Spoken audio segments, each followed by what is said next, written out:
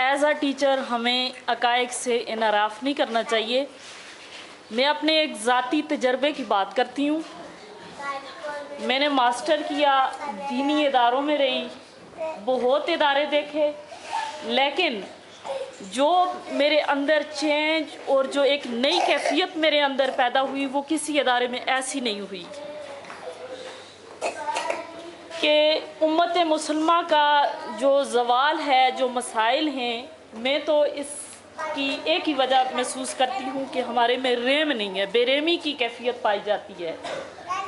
ترقی یافتہ ممالک میں دیکھا جائے تو جانوروں کے ساتھ بھی محبت کی جاتی ہے، ان کے ساتھ بھی رحم دلی اور ان کی بہت دیکھ بھال کی جاتی ہے، اور ہمارے معاشرے میں اسپیشل بچے کیا کہ نارمل بچے بھی ہماری بے رحمی کا اور بے حسی کا شکار ہو جاتے ہیں۔ جو عاجزی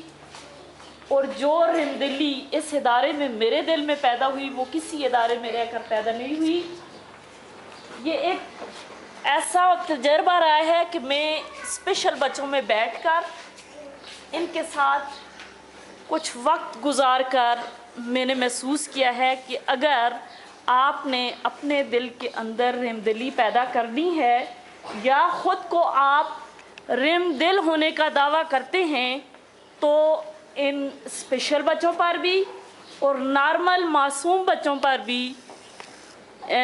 آپ استاد کی حیثیت سے ہیں یا والدین کی حیثیت سے ہیں یا دیگر رشتہ داری کی بنا پر ہمارے اوپر یہ فرائض ہیں، یہ ایز اے مسلم یہ ہماری ڈیوٹی ہے کہ ہم بچوں کے ساتھ جو ہے انتہائی محبت اور شفقت کا رویہ اختیار کریں۔ یہی بچے ہمارے رویے اپنے اندر جذب کرتے ہیں اور بڑے ہو کر یہ ہمارا عکس جو ان کے اوپر ہوتا ہے وہی نظر آتا ہے۔ اس لیے ہم ان کے لیے نرم، محبت کرنے والے، شفیق کرنے والے بنیں گے، تب یہ بچے بھی کل کو رحم دلی اور شفقت کا رویہ اپنے سے چھوٹوں کے ساتھ کریں گے۔ تو ان چیزوں کو کسی طریقے سے بھی معمولی نہیں سمجھنا چاہیے کہ یہ بچہ ہے یا